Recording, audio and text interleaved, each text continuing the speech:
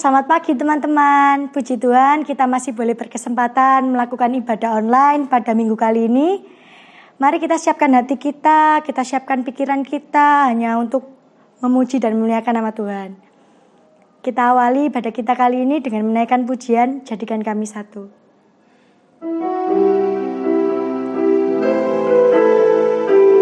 Saya undang teman-teman untuk bangkit berdiri.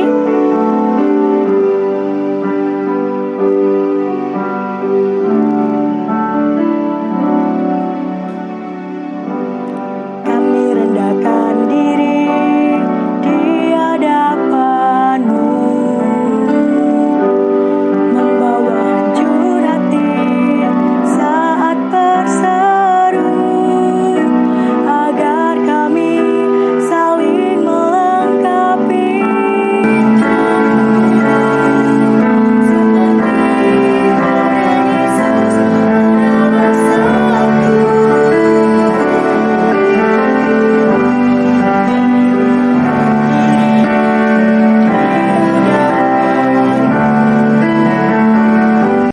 Membawa hancur hati saat berseru, agar kami saling melengkapi tubuh-Mu, seperti Kau dan Yesus adalah satu. Jadikan kami satu, seperti kerinduan-Mu, agar dunia tahu bukti nyata dari kasih-Mu. Sebelum kami pergi memberitakan kasih-Mu, mulailah dari kami lebih dulu, jadikan kami satu. Kita kembali pujikan pujian ini.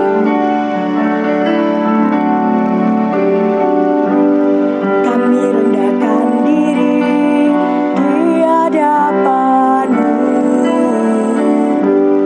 membawa hancur hati saat berseru, agar kami saling melengkapi tubuh-Mu, seperti Kau dan Yesus adalah satu.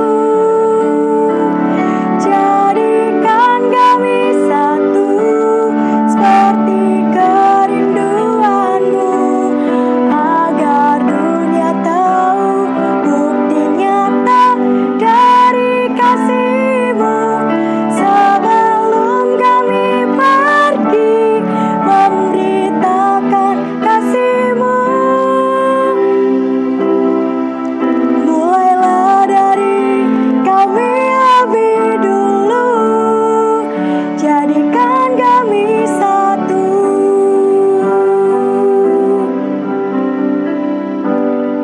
Silakan duduk teman-teman. Mari kita berdoa. Kita lipat tangan, tutup mata. Tuhan, terima kasih Tuhan atas penyertaan-Mu saat kami tidur Tuhan, dan sekarang kami boleh bangun, kami boleh berkesempatan untuk mendengarkan firman-Mu, beribadah pada minggu kali ini Tuhan. Kiranya Kau berkati pada meskipun dalam online, kiranya Kau tetap berkati kami, setiap kami yang mendengarkan, juga nanti hamba-Mu yang akan menyampaikan firman Tuhan. Kiranya firman-Nya boleh berguna bagi kehidupan kami Tuhan. Kiranya Kau berkati kami dari awal ibadah ini hingga akhirnya nanti Tuhan. Kami serahkan hanya dalam nama Tuhan Yesus. Haleluya, amin. Ya. Sekarang mari kita siapkan hati kita. Kita ambil Alkitabnya. Silakan. Udah? Kita kembali pujikan Permata Hatiku.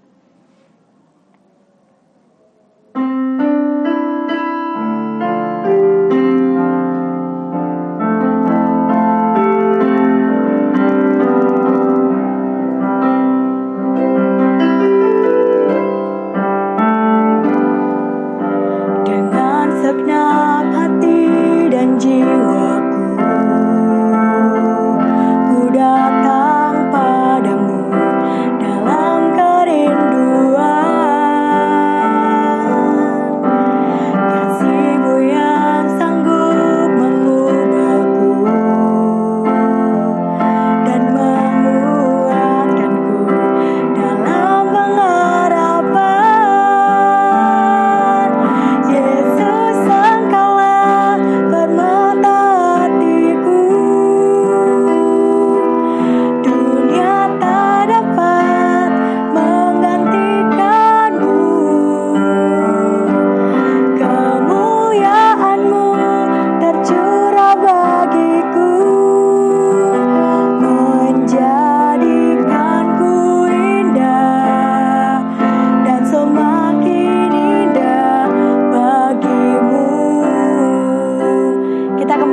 menyanyikan pujian ini. Dengan segenap hati dan jiwaku, ku datang padamu dalam kerinduan. Kasih-Mu yang sanggup mengubahku dan menguatkanku dalam pengharapan. Yesus, Engkaulah permata hatiku. Dunia tak dapat menggantikan-Mu.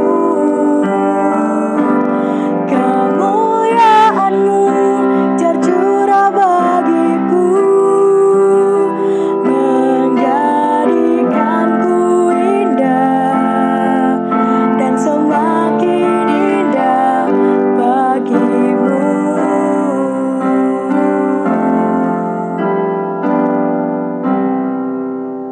Kami persilakan hambanya untuk menyampaikan firman Tuhan. Halo, selamat pagi anak-anak semua.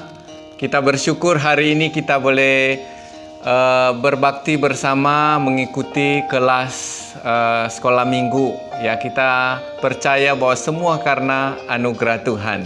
Nah, karena itu sebelum kita mendengarkan firman Tuhan, kita akan masuk di dalam doa terlebih dahulu. Mari kita berdoa. Bapa di sorga, terima kasih Engkau telah memimpin kami sampai hari ini. Kami mengucap syukur dan kami serahkan semua dalam pimpinan-Mu, khususnya ketika kami mendengar firman Tuhan. Berikan kami hati yang dengar-dengaran dan mau taat akan Tuhan, sehingga kami semua boleh mendapatkan berkat dari firman-Mu. Di dalam nama Tuhan Yesus kami berdoa. Amin. Nah, anak-anak yang dikasihi oleh Tuhan, kita hampir 4 bulan ya tidak bertemu, dan kita bersyukur karena Tuhan masih memelihara kita. Nah, satu pertanyaan kepada kalian semua, yaitu hal apa yang paling berkesan di dalam hatimu atau di dalam kehidupanmu selama masa-masa pandemik ini? Ya, kalau hal yang tidak enak sih pasti banyak ya. Tapi yang Pak Peniel tanya ini adalah hal yang paling berkesan dalam hatimu, yang akhirnya membuat kamu bisa bersyukur kepada Tuhan. Ya, ayo coba dipikir-pikir dulu ya. Nah, tentu ada ya, adik-adik semua, pasti ada sesuatu yang juga bisa membuat kamu bersyukur dan bahagia di dalam masa-masa ini, sekalipun ada banyak hari-hari sulit ya. Tetapi satu hal yang kita syukuri ya, bahwa di tengah-tengah segala situasi yang kita alami, yang kamu alami semua anak-anak, namun kasih Allah itu selalu melihara kita. Ya, buktinya di tengah-tengah ketidaknyamanan yang begitu banyak itu, ternyata masih Tuhan memberikan kamu satu kesan, satu situasi yang kamu anggap itu sesuatu yang memberkati, yang buat kamu bisa lebih bahagia di dalam Tuhan. Oleh karena itu, adik-adik, kita bersyukur ya, karena Tuhan kita adalah Tuhan yang baik, yang tidak pernah meninggalkan kita.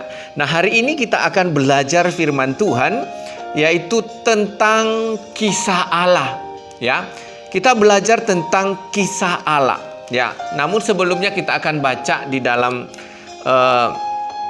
surat 2 Petrus pasalnya yang pertama, ayatnya yang ke-19 sampai 20 ya. 2 Petrus ayatnya pasal yang pertama ayat 19 sampai 20, begini bunyi firman Tuhan. Dengan demikian kami makin diteguhkan oleh firman yang telah disampaikan oleh para nabi. Alangkah baiknya kalau kamu memperhatikannya sama seperti memperhatikan pelita yang bercahaya di tempat yang gelap sampai fajar menyingsing dan bintang timur terbit bersinar di dalam hatimu. Yang terutama harus kamu ketahui ialah bahwa nubuat-nubuat dalam kitab suci tidak boleh ditafsirkan menurut kehendaknya sendiri. Sebab tidak pernah nubuat dihasilkan oleh kehendak manusia, tetapi oleh dorongan Roh Kudus, orang-orang berbicara atas nama Allah. Nah, anak-anak sekalian, pernahkah kamu mendengar kisah tentang Allah? Kalau kamu pernah mendengar kisah tentang Allah, di mana pertama kali kamu mendengar kisah tentang Allah? Nah, tentu yang jelas adalah kita mendengar dan membaca kisah Allah itu ada di dalam Alkitab, ya. Kita membaca dan mendengar kisah Allah itu di dalam Alkitab, ya. Itu yang paling jawaban yang paling tepat, ya. Walaupun mungkin kamu pernah mendengar kisah Allah tidak di Alkitab tetapi diceritakan orang dan lain sebagainya. Yang jelas adalah kisah Allah itu hanya dicatat dan diceritakan dengan benar dan sungguh-sungguh nyata di dalam Alkitab. Nah, anak-anak sekalian, pertanyaan untuk kalian adalah, siapa yang sudah pernah membaca Alkitab dari Kejadian sampai Wahyu sebanyak 1 kali, atau sudah menyelesaikan bacaannya dari Kejadian sampai Wahyu? Atau mungkin hanya Perjanjian Lama saja? Ayo, siapa di antara kalian yang sudah menyelesaikan itu? Atau mungkin Perjanjian Baru saja? Nah, anak-anak bersyukur ya jikalau kalian boleh menyelesaikan, ataupun mungkin baru separuh, misalnya hanya Perjanjian Lama saja. Tidak apa-apa, yang penting kamu harus meneruskannya, dan itu harus komitmen, ya. Nah, anak-anak sekalian, sulit gak membaca Alkitab? Ya, lebih banyak gampangnya atau lebih banyak sulitnya waktu kamu membaca Alkitab? Ya, tentu banyak sulitnya, ya, karena Alkitab kadang-kadang waktu kita baca bukan hanya ceritanya panjang, tetapi juga kadang-kadang kita nggak ngerti maksudnya apa sih. Selain itu, ceritanya kan sudah lewat, sudah jauh sekali, sudah kuno begitu, ya. Sehingga banyak orang atau anak-anak sekolah minggu biasanya tidak begitu suka mendengarkan kisah tentang Alkitab. Karena apa? Ceritanya sudah lama, sudah kuno, apalagi kalau sudah sering-sering didengar. Apalagi kita tahu bahwa waktu kita membaca Alkitab itu tidak hanya satu bagian, tidak hanya satu buku, tetapi terdiri dari beberapa buku. Bayangkan dari Perjanjian Lama sampai Perjanjian Baru harus belajar berapa buku? 66 buku, ya, mulai dari Kejadian sampai Wahyu. Sudah begitu adik-adik, sudah banyak bukunya, isinya pun juga macam-macam.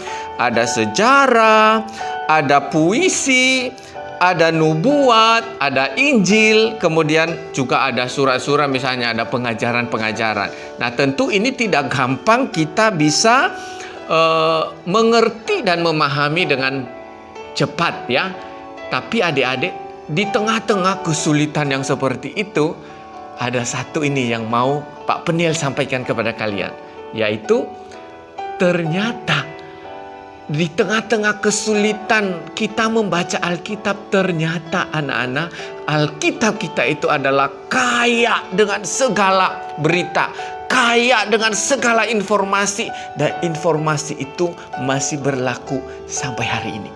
Nah, ini yang paling penting, ya, yang harus kamu ketahui, bahwa Alkitab kita itu adalah mungkin bagi banyak orang sudah kuno, yaitu berita tentang berita yang kuno, atau bukunya terlalu tebal jadi malas bacanya, hurufnya kecil-kecil apalagi, ya. Tapi bagi kamu kan matanya, penglihatannya masih terang, ya. Nah, jadi gampang aja kamu bisa baca sebenarnya. Tetapi hal penting yang perlu kamu ketahui adalah ternyata Alkitab kita itu, walaupun banyak orang bilang sulit, tetapi Alkitab kita itu apa tadi? Memiliki kekayaan yang luar biasa.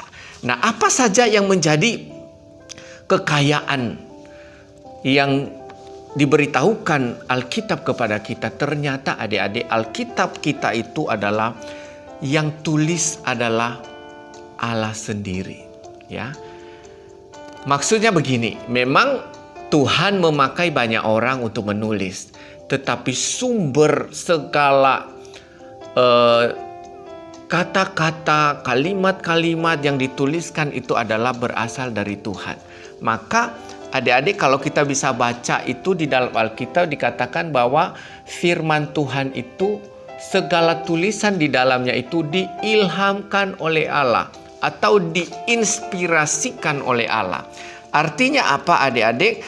Bahwa baik Kejadian sampai Wahyu, seluruh kata-kata yang dipilih oleh para penulis itu baik di Perjanjian Lama maupun Perjanjian Baru, seluruh kata-kata yang mereka pilih untuk dicatat itu sesuai dengan apa yang diinginkan Allah.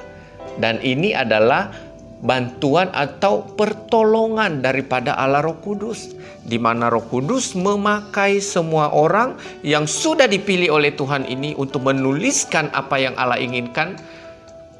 Maka mereka menulis seperti apa yang Allah inginkan. Jadi adik-adik bisa dikatakan bahwa Alkitab ini juga adalah ditulis oleh Allah sendiri.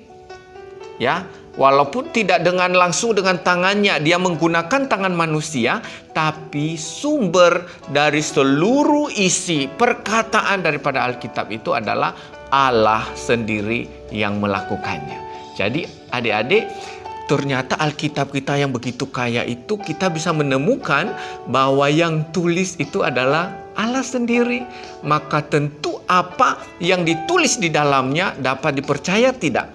Dapat dipercaya 100%, bahkan 1000%. Karena apa? Tuhan sendiri yang berbicara, Tuhan sendiri yang menuliskan. Nah, apa isi yang dituliskan dari Kejadian sampai Wahyu itu ternyata adalah hanya satu yang menjadi pusat perhatian, yaitu tentang siapa? Tentang Yesus Kristus, ya. Walaupun banyak tokoh-tokoh yang kita kenal, ada Musa, ada Adam, ada Abraham, kemudian keturunan-keturunannya ada Raja Daud, kemudian macam-macam ya. Tapi hanya ada satu tokoh yang menjadi tokoh penting di dalam Alkitab adalah Yesus Kristus. Kenapa?